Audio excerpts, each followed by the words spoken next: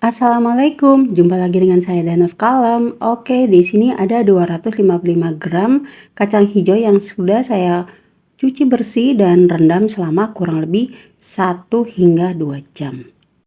Selanjutnya, saya akan merebus kacang hijau ini terlebih dahulu ya teman-teman. Nah, di sini saya sudah rebus airnya terlebih dahulu ya, 800 ml air atau setara dengan 4 gelas. Nah, kemudian masukkan kacang hijau yang sudah dicuci bersih dan rebus selama kurang lebih 30 menit dengan menggunakan api sedang. Nah, ini udah 30 menit berlalu ya teman-teman. Jadi airnya sudah menyusut sedikit ya. Kemudian saya akan tambahkan setengah sendok teh garam, 1 daun pandan yang sudah saya cuci bersih dan simpulkan, 7 sendok makan gula pasir, masukkan 1 sendok teh vanili cair, aduk-aduk merata, kemudian masukkan 1 sendok makan santan instan dari 1 bungkus santan ya, jadi ukuran yang 65 ml supaya ada rasa-rasa gurihnya sedikit gitu ya. Kemudian masak kembali hingga air rebusannya mendidih. Jadi dia ngeresep dengan santan, garam, gula, dan vanili ya. Nah, kurang lebih seperti ini teman-teman. Kemudian saya akan aduk-aduk terus hingga menyusut airnya dan menjadi kering.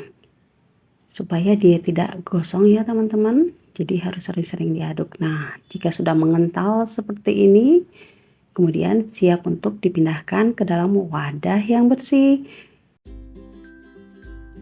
Jangan lupa dimatikan api kompornya.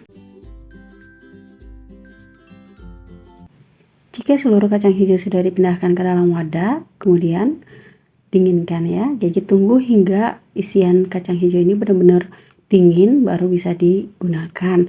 Boleh ya disimpan di dalam kulkas supaya dia lebih padat lagi. Nah, kurang lebih seperti ini ya teman-teman. Oke teman-teman, ini kacang hijaunya sudah dingin ya dan siap untuk kita bentuk bulat seperti bulat kelereng gitu ya. Nah, ini ambil secukupnya, kurang lebih setengah sendok makan gitu ya. Jadi padat-padatkan ataupun bentuk bulat, lakukan hingga seluruh kacang hijaunya selesai dibentuk bulatan. Dan jika sudah selesai, kemudian sisihkan. Jadi untuk isiannya ini sebanyak 30 biji ya hasil yang didapatkan.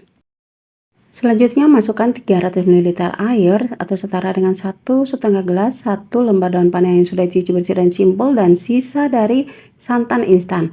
Masak hingga mendidih. Nah, kurang lebih seperti ini. Kemudian matikan api kompornya dan siapkan wadah yang bersih. Kemudian ayak tepung ketan sebanyak 1 bungkus atau setara dengan 500 gram.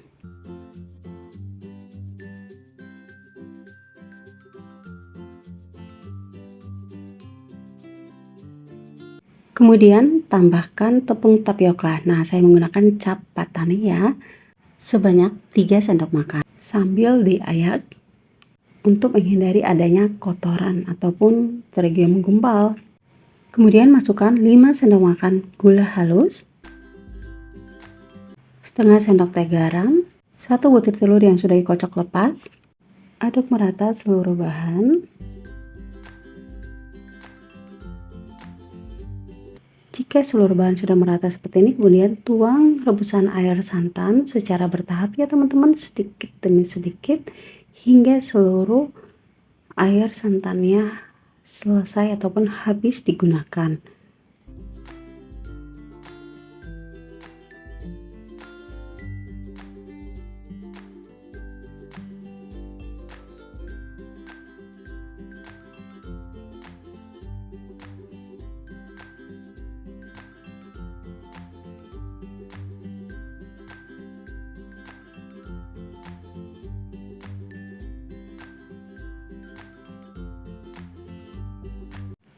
Nah, seperti ini ya adonannya ya teman-teman.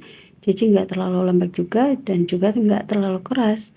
Lanjut, saya akan mempersiapkan wadah yang bersih. Kemudian saya gunakan 2 bungkus wijen ya. Nah ini saya nggak tahu berapa banyak ukuran wijen ini. Pokoknya dijual perbungkus ya seperti ini ukurannya, nggak ada takarannya. Jadi ya gunakan secukupnya saja ya teman-teman.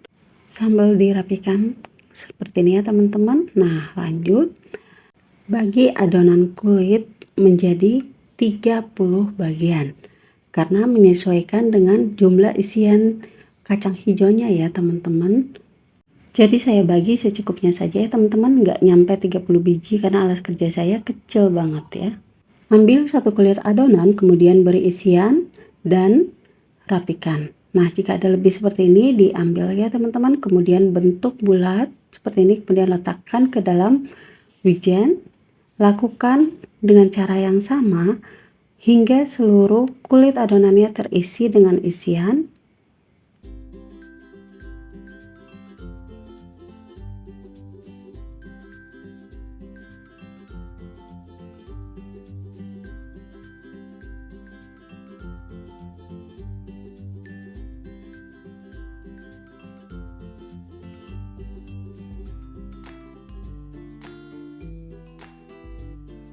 Selanjutnya saya akan balur onde-onde dengan wijen, namun saya cuci dulu ya tangannya supaya lebih bersih lagi, nggak jorok gitu ya. Kemudian ini alasnya juga saya bersihkan supaya lebih rapi ya. Nah seperti ini ya teman-teman, dicampur-campurkan, diaduk-aduk seperti ini, kemudian dibulatkan lagi ya, dan lakukan dengan cara yang sama hingga seluruh adonan kulit ini terbalur dengan wijen.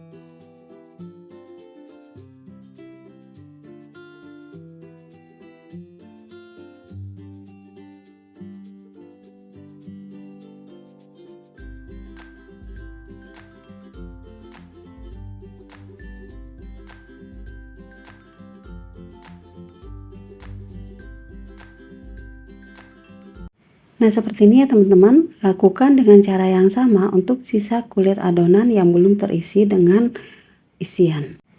Tada, hasilnya seperti ini ya teman-teman, 30 biji. Nah siap untuk kita goreng. Masukkan onde-onde ke dalam minyak yang hangat. Jadi ini minyaknya nggak panas ya teman-teman, dalam keadaan yang panas, boleh juga dalam keadaan dingin.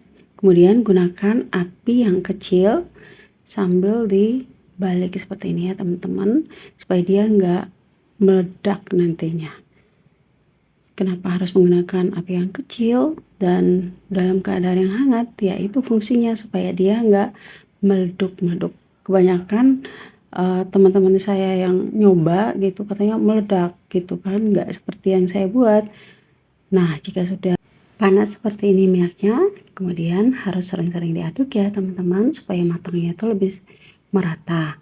Nah goreng hingga onde-onde wijen ini menjadi kuning kecoklatan, kemudian angkat dan tiriskan.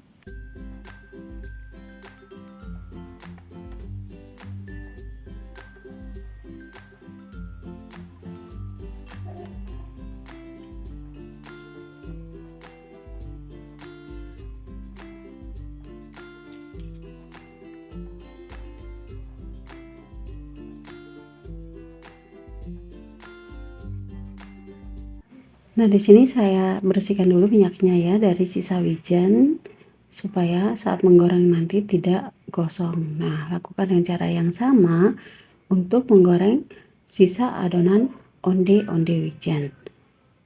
Dan pada tahap penggorengan yang kedua, saya mempersingkat waktunya ya teman-teman, supaya menghemat durasi tonton.